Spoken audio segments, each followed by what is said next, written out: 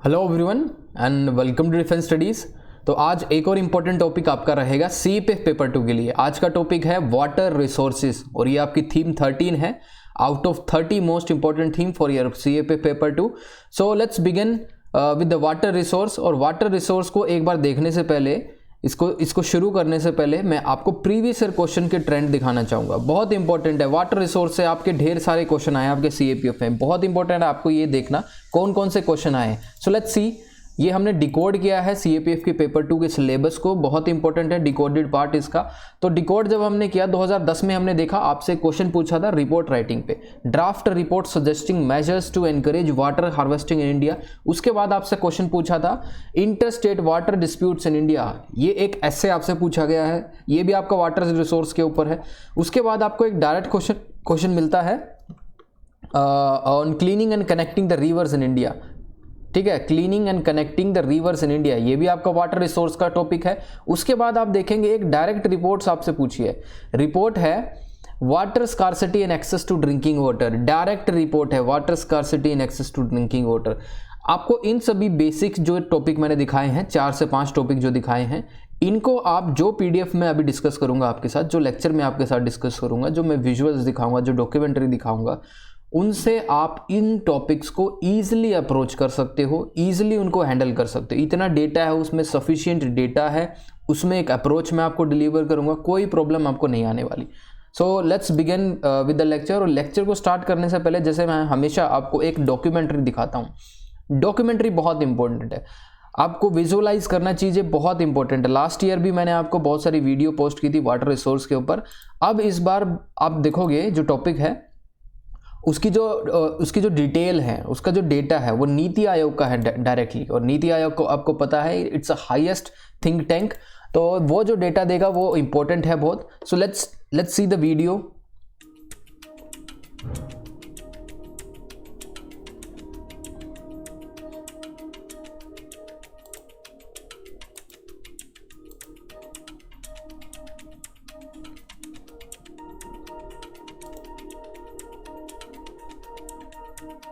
Water quality index, ये index आपको याद रहना चाहिए। दूसरा हम देखेंगे 2030 तक क्या प्रोजेक्टेड है, इंडिया की जो भी प्रेजेंटली डिमांड है वो डबल हो जाएगी और 40% ऑफ द पॉपुलेशन उनके पास ड्रिंकिंग वाटर नहीं रहेगा, तो इंडिया क्या हो जाएगी, वाटर स्ट्रेस कैटेगरी के अंदर आ जाएगी और 60% of the GDP will be impacted. और प्रेजेंटली अगर हम देखें तो हम अपनी ज़रूरतों का 40% ग्राउंड वाटर से एक्सट्रैक्ट करते हैं इन अ अनसस्टेनेबल मैनर। ठीक है, एक इम्पॉर्टेंट कंपोजिट वाटर इंडेक्स है जो कि नीति आयोग निकालता है। इसको हर एक स्टेट को इसको पर्टिकुलरली आप देखोगे रिप्रेजेंट किया जाता है according to their water harvesting, जो उनकी आप देखोगे जो उनके प्रोग्राम्स, जो स्कीम है, जो उनके इनिशिएटिव हैं, right. So this is all in this video. बहुत इंपॉर्टेंट वीडियो थी। तो let's begin with the lecture. सबसे पहले हम लेक्चर में हम देखेंगे बेसिक नीड अनमेट और ground water on the decline. देखो सबसे बड़ी प्रॉब्लम यही है कि हम ग्राउंड वाटर का बहुत ज़्यादा एक्सट्रैक्शन कर रहे हैं, ग्राउंड वाटर का एक्सट्रैक्शन कर रहे हैं, वो भी अनसस्टेनेबल वे में इस तरह कर रहे हैं जो कि आने वाले टाइम पे आप देखोगे जो हमारी नेक्स्ट जनरेशन के लिए पानी की अवेलेबिलिटी बहुत कम रहेगी। आपसे क्वेश्चन भी पूछा था कि sustainable agriculture is the need of the hour then rhetorical promises. Agriculture is one of the biggest sector जहाँ पे 85% of the water is used agriculture, और जब तक आप एग्रीकल्चर को रिफॉर्म नहीं करोगे चीज़ें सुधरने वाली नहीं हैं। तो देखते हैं ऐसी कौन सी 7 स्टेट हैं जहाँ पे 100% टैप वाटर कवरेज है, फंक्शनल, वो भी फंक्शनल टैप वाटर कवरेज। आप देखोगे आंध्रा, गोवा, तमिलनाडु, हरियाणा, हिमाचल, तेलंगाना, पंजाब। और 15 ऐसी कुछ स्टेट हैं जहाँ पे 3 ऐसी कुछ स्टेट है जहाँ पे 15% से भी लेस आप देखोगे फंक्शनल वाटर वो है हाउस होल्ड टैप कनेक्शन। ठीक है, ये उत्तर प्रदेश, वेस्ट बंगाल और झारखंड। अब आपको पता होगा ऐसा कौन सा प्रोग्राम गवर्नमेंट ऑफ इंडिया ने चलाया है अंडर मिनिस्ट्री ऑफ जल शक्ति। आप देखोगे कौन सा प्रोग्राम है जिसमें functional house hold water tap connection देने की बात की गई है। ठीक है, हर घर जल योजना जो है उसके अंडर ये प्रोग्राम स्टार्ट किया गया है। So let's begin. हमारे ऑब्जेक्टिव क्या रहेंगे वाटर रिसोर्स को लेके, वाटर स्कार्सिटी को लेके, ये हमारे ऑब्जेक्टिव रहने चाहिए। सबसे पहले मैं आपको बता दूं एक बहुत इंपॉर्टेंट बात ये है कि आपका जो वाटर सब्जेक्ट है वो एक स्टेट सब्जेक्ट है। स्टेट सब्जेक्ट है, लेकिन अनलेस एंड अनटिल जो आपकी रिवर है वो इंटर स्टेट ट्रेवल कर रही होती है तो वो आपका यूनियन सब्जेक्ट बन जाता है, ठीक है, इंटर स्टेट वाटर्स। लेकिन आपका जो वाटर एज एन सब्जेक्ट है ये स्टेट सब्जेक्ट है जिस पे स्टेट लॉ बनाती है। कई बार स्टेट के जो लॉ है वीक होते हैं, कई बार सिनर्जी नहीं होती दो स्टेट्स के बीच में विद रिस्पेक्ट टू लॉ, तो इससे जो है मैनेजमेंट जो है वाटर की वो बहुत ज़्यादा अच्छी नहीं रहती, बिगड़ जाती है management. So India's water resource management strategy should facilitate water security to ensure adequate availability of water for life, agriculture, economic development, ecology and environment. पानी आपको हर एक चीज़ के लिए ज़रूरी है। एग्रीकल्चर के लिए मैं आपको बताया 85% of the water is basically used in agriculture. उसके बाद इकोनॉमिक, इंडस्ट्रीज़ में कितना यूज़ होता है 10%, बचा हुआ 4 to 5% आपका डोमेस्टिक यूज़ के लिए होता है। 4 to 5% बेसिकली अर्बन नीड्स के लिए, सिटीज़ के लिए, रूरल एरियाज़ में लोग अपने डेली लाइफ नीड्स के लिए यूज़ करते हैं। अब उसके बाद देखते हैं और ऑब्जेक्टिव क्या है हमारा। ये देखिए आप, हर खेत को पानी पर ड्रॉप मोर क्रॉप, तो ये हमने ऑब्जेक्टिव रखा है। इससे क्या होगा, फार्म यूज़ की एफिशिएंसी बढ़ेगी। अब आपने देखा होगा कि माइक्रो इरिगेशन टेक्निक्स, हमने स्प्रिंकलर सिस्टम, ये सभी चीज़ें हमने क्या है अडॉप्ट करने की कोशिश की हैं। तो हर खेत को पानी पर ड्रॉप मोर क्रॉप, ये हमारा नया स्लोगन है, इसको हम अप्रोच करेंगे। उसके बाद हम देखते हैं ensure proper water infrastructure with active participation of farmers. Water infrastructure की हम बात करें, जब हम माइक्रो इरिगेशन, आप देखोगे माइक्रो इरिगेशन टेक्निक को यूज़ कर सकते हैं, तो उसके लिए आपको कुछ ना कुछ इंफ्रास्ट्रक्चर आपके पास होना चाहिए। वाटर इंफ्रास्ट्रक्चर का मतलब है आप किसी एरिया के अंदर आप देखोगे वहाँ पे एश्योर्ड इरिगेशन फैसिलिटी नहीं है, आपको वहाँ पे कैनाल को लेके जाना पड़ेगा, आपको वहाँ पे अगर कैनाल नहीं लेके जा सकते ट्यूबवेल आपको वहाँ पे लगाना पड़ेगा, बहुत सारे ऐसी चीज़ जो आपको करनी पड़ेगी। सो इससे एक्टिव पार्टिसिपेशन ऑफ फार्मर्स भी चाहिए, जब भी ये सब हो सकता है। उसके बाद आप देखेंगे निर्मल धारा और अविरल, ये आपका वाटर अवेलेबिलिटी और पोर्टेबल वाटर अवेलेबिलिटी के लिए है। उसके बाद हम देखें एक इंपॉर्टेंट रिपोर्ट भी है, invest in water the world's most valuable resource. अगर आप बात करोगे world's most this valuable resource, तो after energy, after coal, after petroleum, या फिर इससे ऊपर भी रख सकते हैं आप वाटर रिसोर्स को, ठीक है। तो water resource is world's most valuable resource है। हालांकि आप देखोगे प्लेनेट अर्थ पे 70% आप देखोगे वाटर है, 70% वाटर है, लेकिन पोर्टेबल वाटर, ड्रिंकेबल, ठीक है, जिसको हम ड्रिंक कर सकते हैं, वो सिर्फ 30% से भी कम है, ठीक है। तो ये आपको देखना होगा, बहुत इंपॉर्टेंट ये आपका फैक्टर है। अब देखते हैं करंट सिचुएशन क्या है इंडिया के अंदर। पर कैपिटा एनुअल अवेलेबिलिटी जो है 1544 क्यूबिक मीटर है, ठीक है, क्यूबिक मीटर। ये वाटर स्ट्रेस सिचुएशन की तरफ हम मूव कर रहे हैं। वर्ल्ड बैंक की रिपोर्ट है कि आने वाले टाइम में हम वाटर स्ट्रेस्ड कंट्री की कैटेगरी में हम आ जाएंगे, ठीक है। पर कैपिटा एनुअल अवेलेबिलिटी जो है 1200 क्यूबिक मीटर होने वाली है कुछ ही साल में इंडिया के अंदर। उसके बाद हम देखते हैं क्या और कॉन्स्ट्रेंट है। दूसरे कॉन्स्टेंट हम देखें, प्रॉब्लम हम देखें वाटर रिसोर्स के अंदर, ह्यूज गैप है between irrigation potential created and irrigation potential utilise. आप देखोगे इरिगेशन पोटेंशियल किसी एरिया में बहुत ज़्यादा होता है, ठीक है, वहाँ पे राउंड द ईयर आप देखोगे रेनफॉल होती है, बारिश होती है, लेकिन डिस्पाइट दैट आप उस पानी को ट्रैप नहीं कर पाते हो, ठीक है। Poor efficiency of irrigation system है, वाटर मैनेजमेंट नहीं है, वाटर हार्वेस्टिंग सिस्टम्स नहीं है। इसीलिए तो आपका क्वेश्चन आया था, encourage water harvesting system in India, आपका क्वेश्चन आया CAPF में। उसके बाद आप देखोगे वाटर यूज इनएफिशिएंटली, आप देखोगे फ्लड इरिगेशन मेथड यूज होता है हमारे कंट्री के अंदर। जब आप राइस का कल्टीवेशन करते हो, फ्लड इरिगेशन मेथड इनडिस्क्रिमिनेट वे से, आपको पता है इलेक्ट्रिसिटी की सब्सिडी दी जाती है, सब्सिडी वो डिस्टॉर्टेड सब्सिडी है जिससे हमने अपने एग्रीकल्चर के अंदर बहुत सारी प्रॉब्लम खड़ी कर ली है।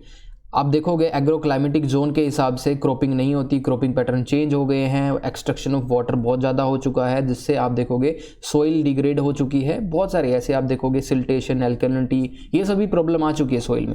सो डिस्टॉर्शन ऑफ क्रॉपिंग पैटर्न। उसके बाद आप देखोगे एक नया एक्ट लेके आए, ईजमेंट एक्ट 1882, इसमें ग्राउंड वाटर की ओनरशिप किसको दी गई, लैंड ओनर्स को। उसके बाद इसका ओवर यूज स्टार्ट हो गया। उसके बाद हम देखते हैं subsidise pricing of water. Subsidise मतलब सब्सिडाइज इलेक्ट्रिसिटी प्रोवाइड करी फार्मर्स को। अब दिन रात उनके ट्यूबवेल चलते हैं, जिससे ग्राउंड वाटर टेबल बहुत कम हो चुकी है। सेंसस 2011 की रिपोर्ट देखें तो ओनली 30% रूरल हाउस होल्ड और 70% urban household get piped water supply, ठीक है। अर्बन हाउसेज में आप देखोगे वहाँ पे उनको मिल जाता है, रूरल हाउसेज में आप देखोगे, हाउस होल्ड्स में आप देखोगे 30% है ये नंबर, और बाकी बचे जो 70% ये पूरा दिन rather than spending that time in the productive work, ये सिर्फ पानी को फैच करने में, पानी को लाने में, बहुत दूर दूर तक कई किलोमीटर तक चल के ये पानी लेके आते हैं घर तक, तो इनकी जो प्रोडक्टिविटी है और जो इनकी इनकम है, इनसे क्या होती है, अफेक्ट होती है। उसके बाद इसीलिए हमने functional house hold tap water, जो हर घर जल योजना हमने शुरू की है, ये बहुत इंपॉर्टेंट स्कीम है। उसके बाद आप देखोगे कंटेमिनेशन ऑफ ग्राउंड वाटर, ढेर सारी आप रिपोर्ट पढ़ेंगे सेंट्रल ग्राउंड वाटर कमीशन की, और उसके साथ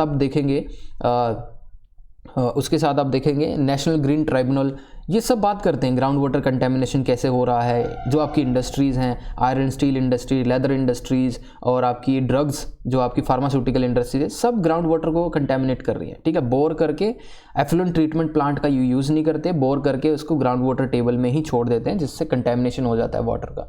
उसके बाद हम देखते हैं क्या हम कर सकते हैं बेसिकली इस प्रॉब्लम को सोल्व करने के लिए। अभी बेसिकली कुछ ऑनगोइंग प्रोग्राम है, प्रधानमंत्री कृषि सिंचाई योजना है, जिससे हम एश्योर्ड इरिगेशन फैसिलिटी प्रोवाइड कर सके।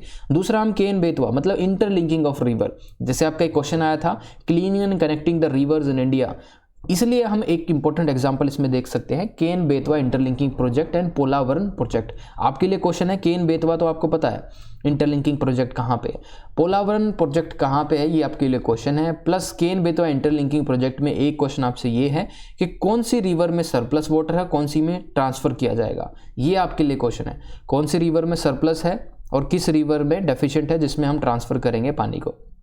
उसके साथ ही और इम्पोर्टेंट जो प्रोग्राम है national mission on clean Ganga, ये भी इंपॉर्टेंट एग्जांपल है। अब देखते हैं वाटर एफिशिएंसी को इंक्रीज करने के लिए क्या कर सकते हैं, ये हम वे फॉरवर्ड डिस्कस करें। सबको पता है micro irrigation techniques, adoption of sprinkler system, drip irrigation, desilting of water bodies. जब आप रिजर्वियर की बात करोगे, रिवर, लेक्स, पॉन्ड, जब आप उसको डीसिल्ट करते हो, उसकी कैपेसिटी इंक्रीज होती है रिजर्वियर की, पॉन्ड्स की, लेक्स की, उसमें ज़्यादा पानी आप स्टोर कर सकते हो। ठीक है, इसलिए आपने देखा होगा यमुना और गंगा, इनके आसपास आप सिल्टिंग, जो डीसिल्टिंग जो प्रैक्टिस है वो होती आ रही है। अब देखते हैं recycling of waste water. Israel 90% of the waste water को क्या करता है, ट्रीट, क्योंकि उनकी नेसेसिटी है, वहाँ पे पानी की अवेलेबिलिटी कम है, इसीलिए जो इजराइल है, Israel is a Pioneer in this particular technique, जो वाटर हार्वेस्टिंग की जो उनकी टेक्निक है।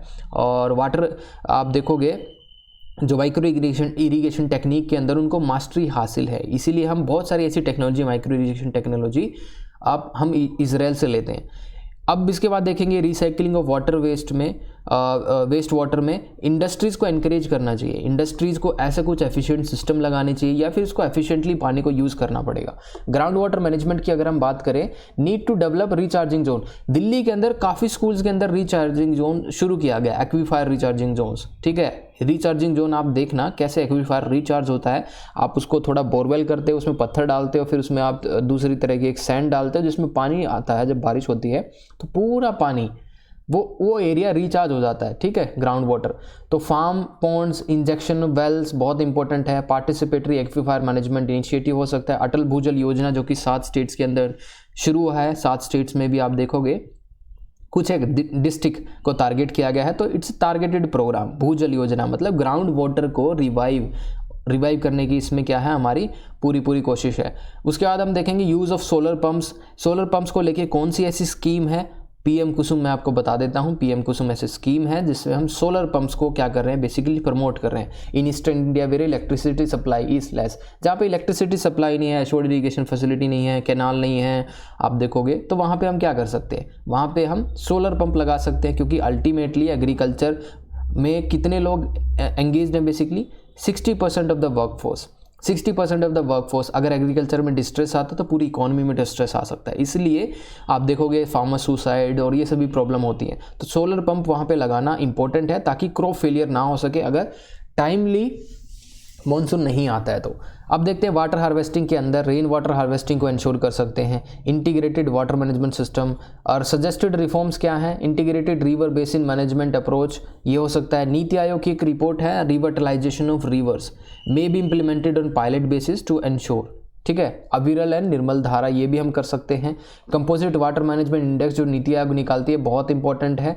और इसके साथ हम देखते हैं water release from 3 major city reservoir as heavy rain lashes catchment area. देखिए अभी आपने देखा होगा बेंगलोर के अंदर फ्लड आई थी, चेन्नई के अंदर भी फ्लड आई थी, उत्तराखंड के अंदर भी फ्लड आई है। ये सभी मिसमैनेजमेंट के कारण हुआ है। अब नैनीताल के अंदर आप देखोगे, नैनीताल की एक फीडर लेक है, ठीक है, वो फीडर लेक पे आप देखोगे कंस्ट्रक्शन हो चुकी है। वो फीडर लेक जो है वहाँ पे उस फीडर लेक से पानी परकोलेट होके नैनीताल लेक में जाता है, लेकिन आपने उस पर कंस्ट्रक्शन कर दी। बेंगलुरु में सेम केस हुआ, जितने भी कैनाल थी ओल्ड आप देखोगे, कैनाल नहीं पोंड मैं कहूँगा, पुराने पोंड थे, उस पर कंस्ट्रक्शन कर दिया। क्योंकि बेंगलुरु के अंदर आप देखोगे काफ़ी एरिया के अंदर ओवर कंस्ट्रक्शन हो चुकी है, जिससे लैंड स्कार्सिटी जैसी सिचुएशन वहाँ पे है। तो इसलिए आप देखोगे मेजर प्रॉब्लम इस कि वहाँ पे लैंड की कमी है, और पुराने जो पॉन्ड थे, ठीक है, जो रिचार्ज करते थे ग्राउंड वाटर को, उस पर कंस्ट्रक्शन कर दिए, उस पर कंक्रीट बिछा दिया गया है, रोड बन गए हैं, बहुत सारी ऐसी चीज़ें, जिससे फ्लड की सिचुएशन वहाँ पे पैदा हो चुकी है। अब देखते हैं facts on India's drinking water challenge. ये जो फैक्ट है you can use it anywhere, बहुत इंपॉर्टेंट फैक्ट्स है सभी के सभी, ठीक है। आप बोल सकते हैं 163 million people do not have access to safe drinking water, ठीक है। It is not only about ये नेशनल फैमिली हेल्थ सर्वे की रिपोर्ट है, बहुत इंपॉर्टेंट है ये वाली, कि 6 in 10 household report that do not treat their water prior to drinking. ये national family health survey 4 report है। उसके बाद वर्ल्ड बैंक की आप रिपोर्ट देखोगे, 21% of the disease reported in the country are water related. India की specific में बात हो रही है, 21% वाटर बोर्न डिजीजेज होती हैं। उसके बाद हम देखेंगे ministry of drinking and water sanitation क्या कहता है, 66 million people in 20 states are at risk because of excessive fluoride. एक फ्लोराइड की प्रॉब्लम है, दूसरा आर्सेनिक की प्रॉब्लम है। ये वर्ल्ड बैंक की रिपोर्ट आप देखोगे, arsenic is the other big killer putting at risk nearly 10 million people. तो वाटर कंटेमिनेशन से ये प्रॉब्लम हो रही है। आप इसके बाद ये देखोगे 6 million children below age 14 suffers from dental skeletal and non skeletal fluorosis, जिससे हड्डियों का मतलब आप देखोगे प्रॉब्लम शुरू हो जाती है। उसके बाद आप देखोगे ह्यूमन डेवलपमेंट रिपोर्ट, आप देखोगे पानी अगर गंदा है तो बच्चे बीमार पड़ेंगे, उनकी ह्यूमन डेवलपमेंट इंडेक्स नीचे जाएगी। तो 443 million school days are lost each year from water related illness. और इसके साथ आप देखोगे India spend report, India loses basically 73 million working days due to water borne diseases. तो ये एक बहुत इंपॉर्टेंट फैक्ट्स है जो आप यूज कर सकते हो वाटर रिलेटेड प्रॉब्लम से, वाटर स्कार्सिटी से और एक्सेस टू ड्रिंकिंग वाटर से। आप इन सभी चीज़ों को कनेक्ट कर सकते हो, ठीक है। So this is all in this video, a little announcement for all of you. If you are interested in previous year questions, brainstorming session, CAPF के जितने भी previous year questions आए हैं 2009 से 2022 तक, batch is basically going to start from the 25 December. बहुत important batch रहेगा, इसमें रिकॉर्डेड वीडियोस तो रहेंगे आपकी थीम वाइज, बट इसमें इंपॉर्टेंट चीज़ ये है प्रीवियस ईयर क्वेश्चंस का डिस्कशन है जो कि आपके लिए बहुत इंपॉर्टेंट है, ठीक है। प्रीवियस ईयर क्वेश्चन कर लिए तो आप एक पर्टिकुलर अप्रोच डेवलप कर लेंगे कि यूपीएससी चाहता क्या है, ठीक है। तो आई वुड बेसिकली रिकमेंड बाद का इसका वेट नहीं करना। नोबडी नोज के बाद में दोबारा कोई बैच आएगा, CAPF का नहीं आएगा। This is an important batch, okay. So thank you guys, thank you for watching.